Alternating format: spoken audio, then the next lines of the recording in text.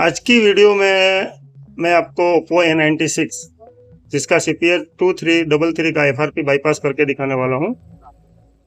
अगर आपका phone reset होने के बाद गूगल अकाउंट वेरिफिकेशन मांग रहा है और आप लॉगिन नहीं कर पा रहे हो तो ये वीडियो आपके लिए बेस्ट रहेगा। लेकिन एक इम्पोर्टेंट बात, ये वीडियो सिर्फ एजुकेशनल पर्पस के लिए बनाई गई है। इस मेथड को सिर्फ अपने फ़ोन पर ही ट्राई करें, किसी भी स्टोलन या चोरी के फ़ोन पर ट्राई ना करें और बिल लेकर ही काम करें आप लोग।